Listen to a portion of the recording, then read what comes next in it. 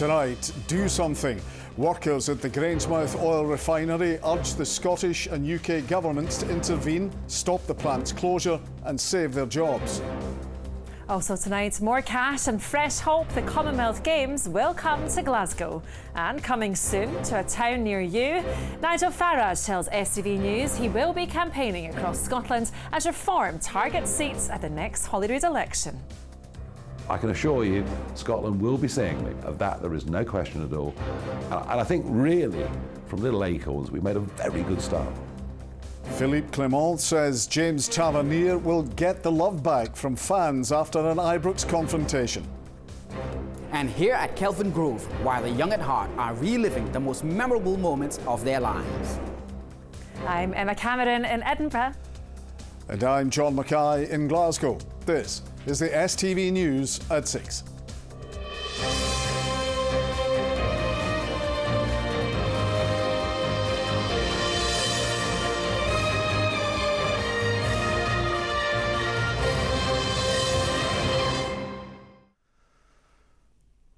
Good evening.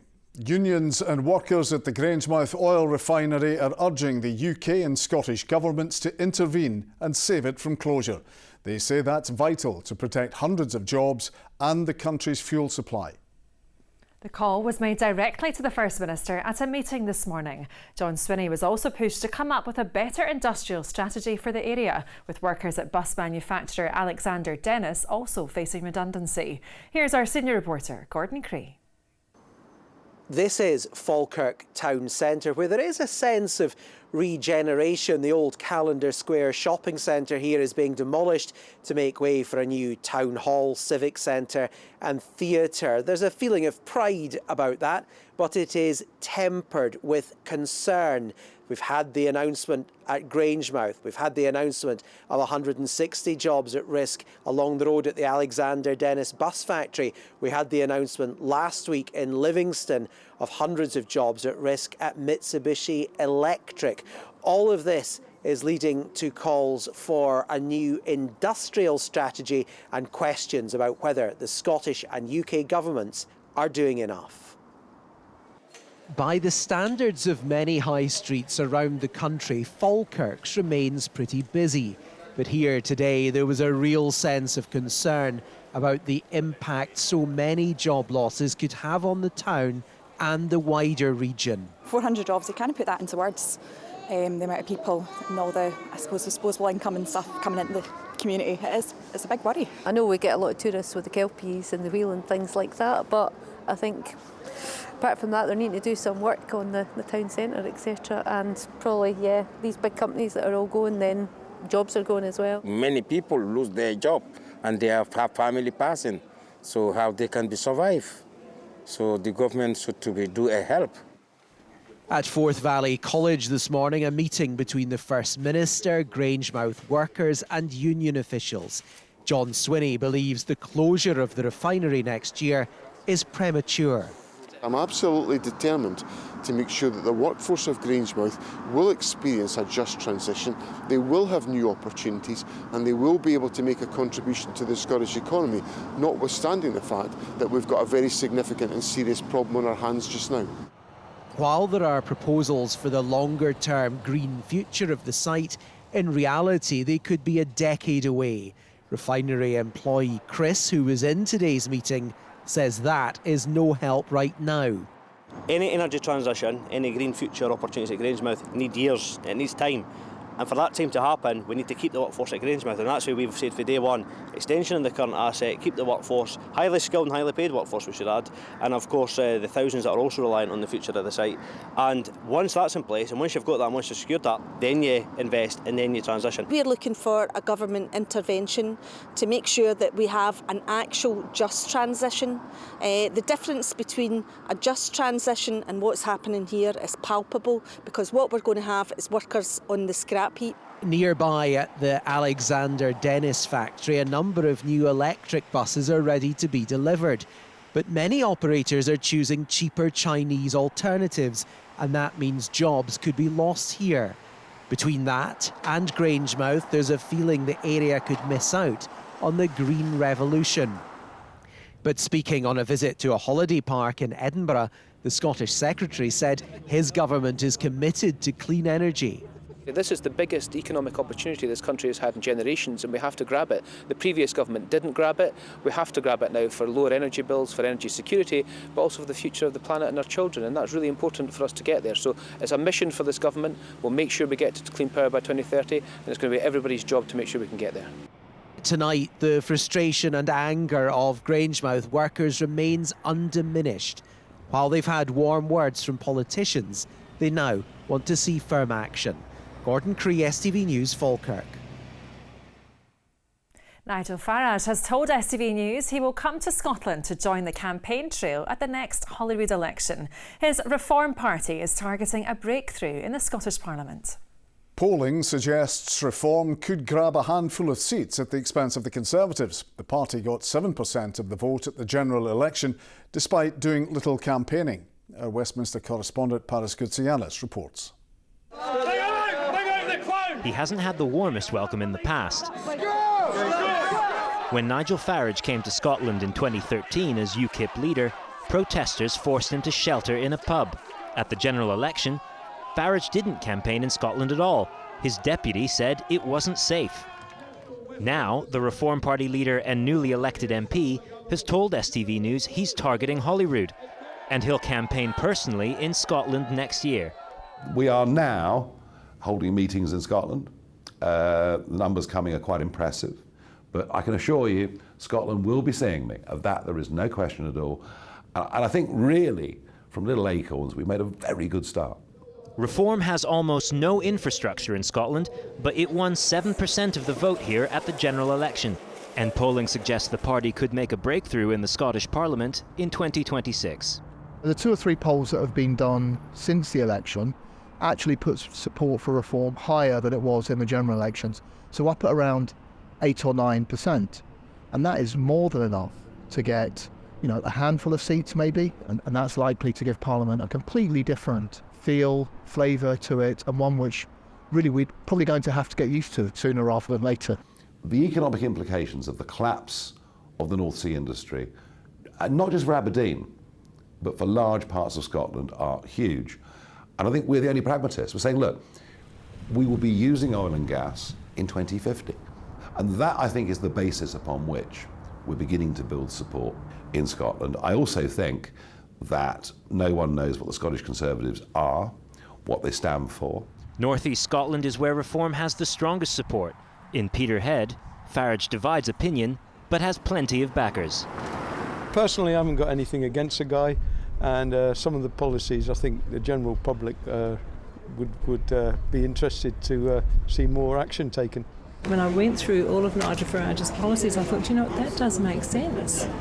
He tries to speak the truth, so to say, but I think really he's just a bit of a racist.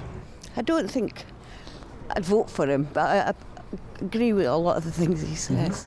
As one of the leading figures behind Brexit, he's been shaping British politics for over a decade. But it may only be the start of Nigel Farage's role in Scotland. Paris Goutsianis, STV News. The Chief Executive of Edinburgh Rape Crisis Centre has resigned after a review found she failed to set professional standards of behaviour. Murdo Wadhwa quit after a report by Rape Crisis Scotland said she did not understand the limits of her authority or when to delegate. The findings, commissioned after a former employee brought legal action, found the centre had failed to protect women-only spaces. Glasgow has been offered more money from the Australian government to host the Commonwealth Games in 2026. In an effort to save the Games, they have promised an as yet unknown amount of millions to get the bid over the line.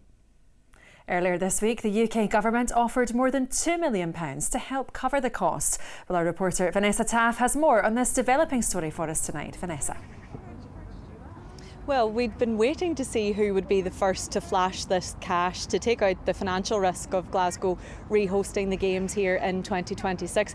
And to everyone's surprise tonight, that's come from the Australian Commonwealth authorities. Now, they've offered as yet an unconfirmed figure, but that's expected to be in and around the low millions. Now, this is after the Australian state of Victoria had pulled out of hosting the Games because they said it was just far too expensive for them. Well, tonight, the Scottish Government are saying that they're open to discussing this additional funding that's coming from Down Under. Just a few days ago, as we know, the UK government said that they would offer around £2.6 million worth of money to sort of take the little collateral damage, I suppose, out of Glasgow's financial risk of rehosting the Games. The Scottish Government had wanted them to completely underwrite the cost of rehosting here again, but they say they're still sort of figuring that out as well too. So if they do host the Games here again it won't be anything like it was in 2014. It's going to be very scaled back. There's potentially going to be fewer sports here as well too. But those behind that bid say that they had been confident that they could actually fund that additional cost. They said that it would be, of course, scaled back, but funded through ticket costs and, of course, private finance and sponsorship. Now, the government had told STV News just a couple of days ago that the negotiations were ongoing and that they would be anticipating a decision about the future of the Games in as soon as possible. So essentially tonight, really the future of the Games and whether it'll come to Glasgow really is hanging in the balance. OK, Vanessa, many thanks for that. A man from Paisley who kept a handgun and live ammunition in his bedroom has been jailed for nearly 7 years. The weapon was found in Stephen McGarry's home during a raid in January. The 37-year-old was sentenced at the High Court in Glasgow after pleading guilty to a number of firearms offences. An application to start decommissioning the Hunterston B power station has been approved by the Office for Nuclear Regulation. The station in North Ayrshire reached the end of its operating life 2 years ago. Delivery of the long-delayed Glen Sannox ferry, which is being built at Ferguson's in Port Glasgow, has been pushed back once again. Trials of the liquefied natural gas system on the vessel have been postponed. That means the deadline for the handover of the ship at the end of the month will no longer be met. A woman has been taken to hospital after the car she was driving crashed into an office building in Glasgow. Police and medics were called to the incident on Finniston Street this afternoon. The 54-year-old was taken to the Queen Elizabeth Hospital and issued with a fixed penalty notice over road traffic offences. They may have released their first album 20 years ago, but Franz Ferdinand are as popular as ever.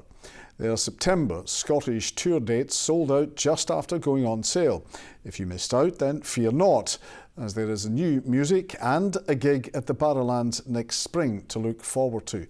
As part of What's on Scotland, our entertainment reporter Laura Boyd caught up with Alex and Bob from the band. Hey ho, you don't know. Is it a joke? No, I said no. I'm serious, more serious than I... Alex and Bob, in the iconic Barrowlands where you're currently shooting your video, so tell me all about this. Well, the song is is a single called Audacious, and for the video we wanted to capture the idea of what it's like to be backstage. I think people have this idea of backstage being this incredibly exciting place where anything could happen, or magical almost. Which is what it is. Which is what it is, obviously. So when we went to step it up a level and really run with it. So in other words, just make it pretty much what backstage is like at one of our gigs. What our backstages are like. Yeah.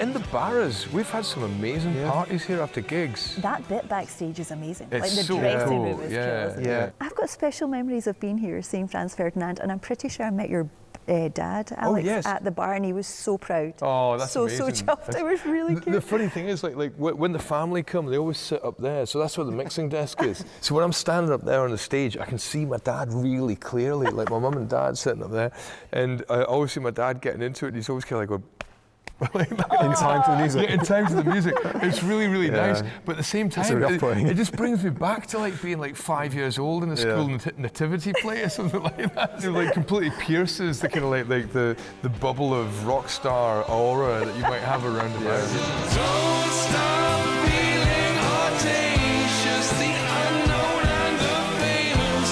They say just carry on. And more from the band and What's on Scotland at 7 o'clock. Star Wars and Trainspotting's Ewan McGregor says he is very touched after gaining a place on the Hollywood Walk of Fame. The 53-year-old Obi-Wan Kenobi actor was inducted into the famous Los Angeles street with a speech from his Star Wars co-star Hayden Christensen. Perth-born McGregor's star sits alongside Princess Leia actor Carrie Fisher. I used to sit and watch when I was a child on a Sunday or Saturday afternoon with my chin propped up on my elbows, and I hunger for old Hollywood movies of the 40s and the 30s. And I'm just so happy to be part of the world. I'm happy to be a creative person, happy to be an artist, and I love it very much, and I love you all very much too. Okay. Follow that, Ronnie. Where's your star? Get you a star on Sucky Hall Street in Glasgow or somewhere like that. Do you know, Ronnie, the admiration in your eyes is enough for me. That's fine. Let's get this man a star on Sucky Hall Street, folks. Here comes the sports.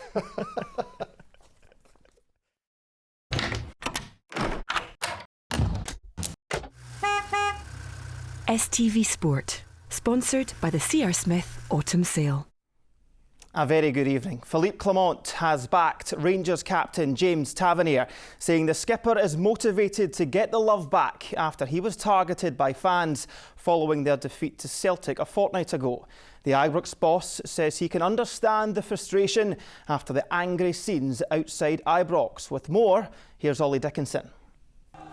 As the captain of the club, he's experienced the highest of highs with Rangers. But following their defeat against Celtic 12 days ago, James Tavernier was the target for some fans' frustrations.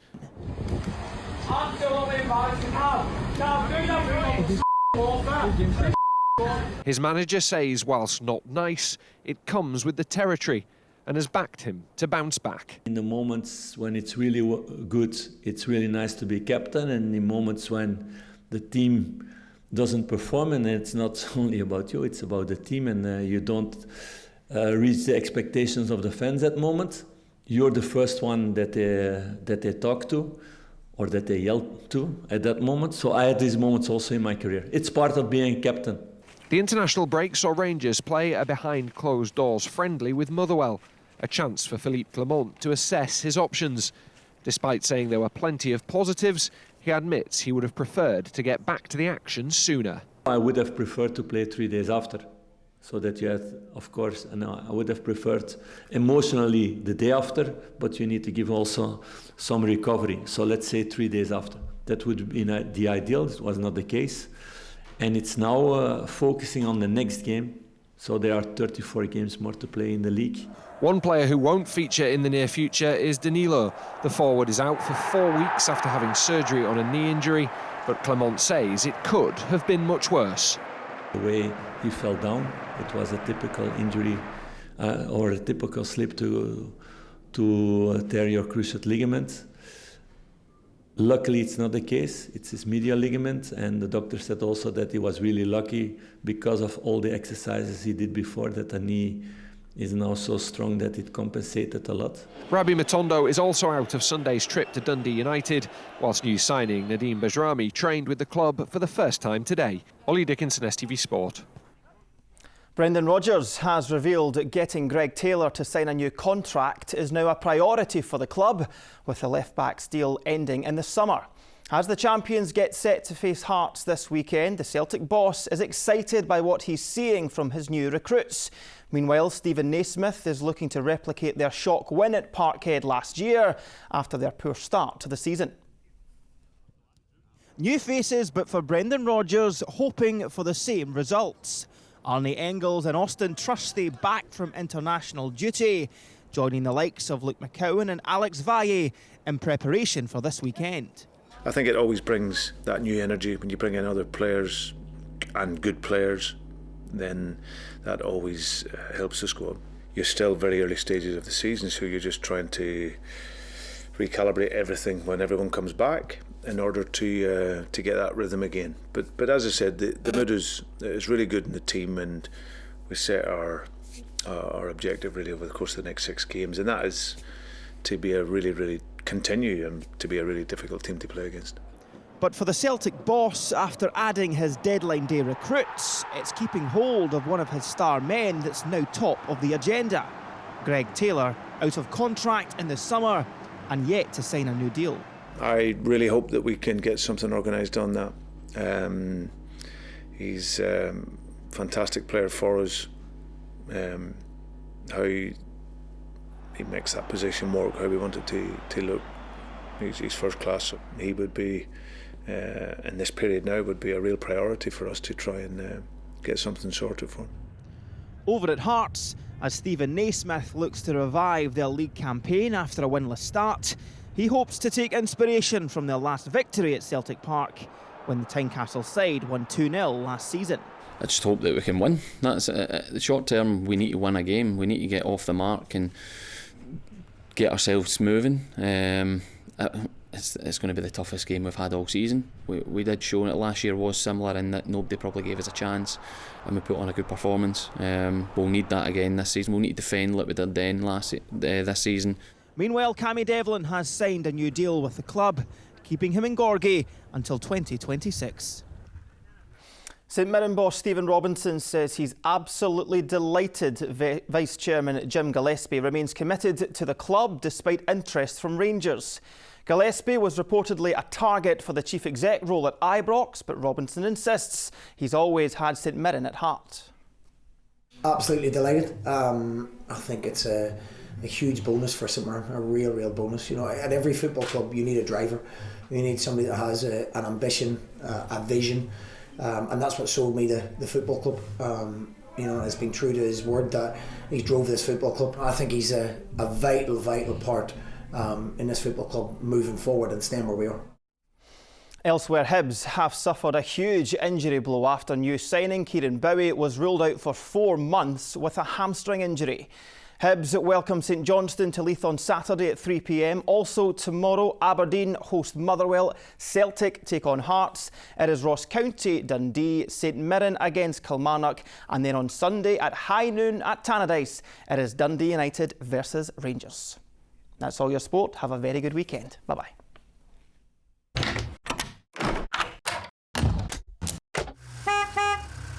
STV Sport, sponsored by the C.R. Smith Autumn Sale. Well, time for a look at the weather for the weekend now with Philip. Hello and a very good evening to you. Well, I'm very jealous because I have never seen the Northern Lights, but many of you last night did spot them, and these are some photos that were taken across parts of the country: Stirlingshire, Torridon and Aberdeen. Tonight there is still a very small chance of catching the aurora. It will be weaker than last night, and we have a bit more in the way of cloud around, so your best chance of seeing it will be under any clear skies, particularly across the north and the northeast. So good luck if you're heading out and about to see the Northern Lights. In the meantime, let's take a look at your weekend forecast. A spell of wows will gradually settle into a scattering of traditional tapas. TUI sponsors STV Weather. Well, as we head into this evening and throughout tomorrow, we start to see a squeeze in the isobars, and that means that the winds will pick up strength. We hold on to the strong winds throughout Saturday. It's not until we get to Sunday those isobars open out, and that means that the winds will be turning lighter. Then come Monday, high pressure starts to build in from the south. That will dominate our weather as we head into the new working week, keeping things fairly fine, dry and settled. Back to just now though, and already we're starting to see some thicker cloud building in from the west. We've got this frontal system moving in, pushing in a band of persistent and sometimes quite heavy rain. Further east, holding on to the drier and clearer conditions overnight for longer, but overall with the wind, the rain and the cloud, it's preventing the temperatures from dropping too far. So for most towns and cities, not dropping below 10 or 11 degrees Celsius, so not as chilly as last night.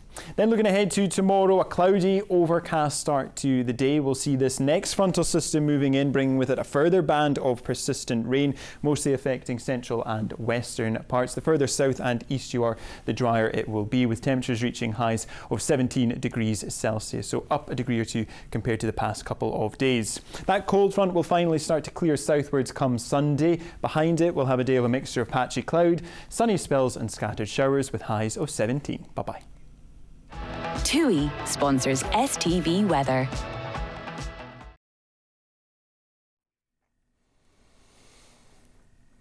And finally, the iconic Scottish band The Bluebells are performing with a Dumbarton-based dementia choir at Kelvin Grove Museum in Glasgow, raising awareness of the power of music. Yes, the showcase is in support of National Playlist Day, a campaign from music and dementia charity Playlist for Life. Raheem Cham is at Kelvin Grove.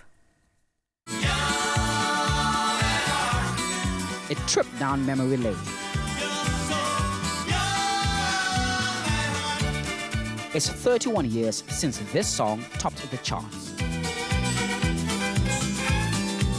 Today, the trio became a chorus, joined by a dementia choir, marking the launch of National Playlist Day.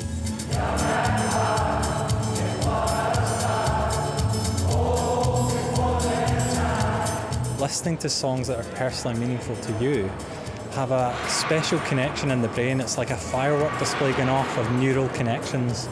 And that's why we see these transformational effects of people living with dementia, listening to music, suddenly finding words again, or a sense of comfort. It could be as simple as just elevating their mood.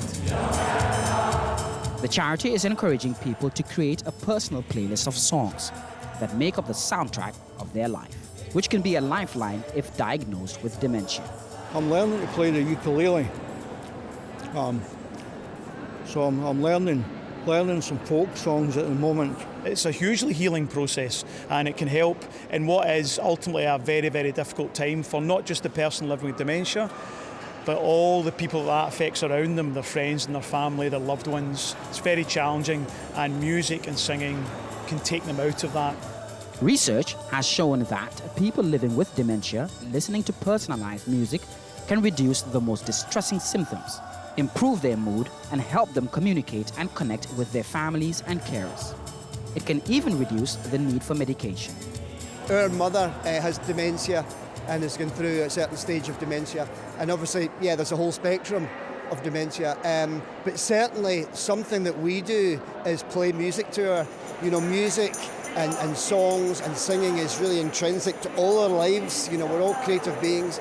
Music gives you that flashback, reconnects you with family and friends, or even gives you that morale boost you need in your life. The soundtrack, Young at Heart, has definitely got people nostalgic about the good old days. A song you should definitely need to get back in your playlist.